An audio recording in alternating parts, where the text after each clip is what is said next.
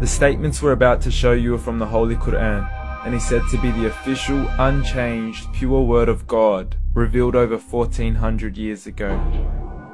Claiming to be the word of God is a heavy statement, and without proof, or if a single contradiction is found within the book, the apparent word of God will be proven false. So without further ado, let's put the book to the test.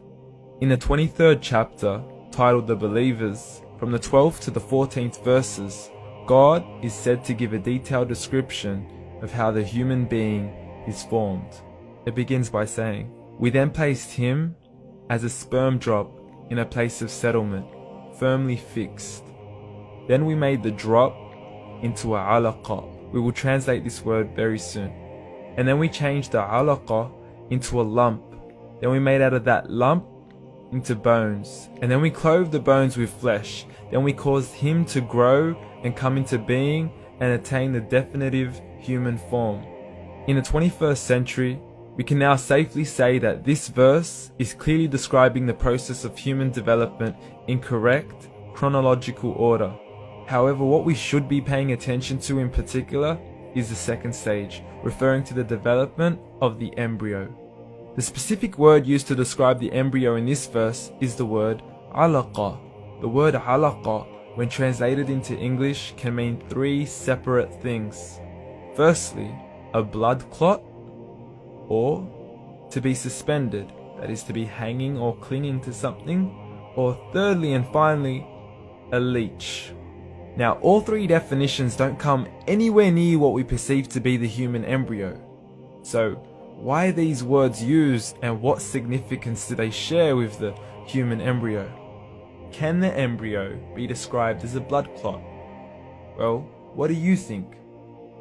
In the 3rd week of embryonic development, a tubular heart joins with the blood vessels to form a primordial cardiovascular system, and by the end of the 3rd week, the blood is circulating and the heart begins to beat on day 21. The first thing that comes to mind in regards to being suspended or hanging is the umbilical cord. But we can't use that example because we are simply referring to step 2, before the baby has even formed. But we now know today that the umbilical cord is formed from the connecting stalk. And the connecting stalk is formed as soon as the embryo is formed. The embryo's connecting stalk has even been described by John Allen and Beverly Kramer as an object to suspend the developing embryo in the extra-embryonic column. So an embryo is suspended and does have a strong resemblance with the blood clot. What on earth would an embryo have to do with a leech? Figure A shows the structure of an embryo at 25 days. Figure B shows a leech. Now please note once again that the embryo in this stage is no greater than the size of a kernel of wheat. This is an X-ray of the embryo at 22 days. This is the internal structure of a leech. It's mind-blowing stuff, but you still haven't seen anything yet. This is the head of the embryo at 22 days.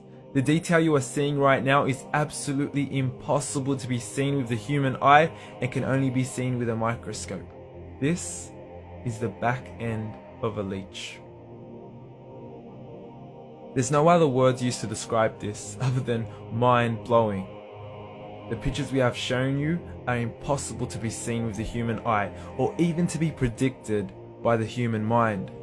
Once again, the verses we have shown you were revealed over 1400 years ago to a man who couldn't read nor write.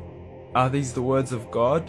Descriptions of the human embryo in the Quran cannot be based on scientific knowledge in the 7th century.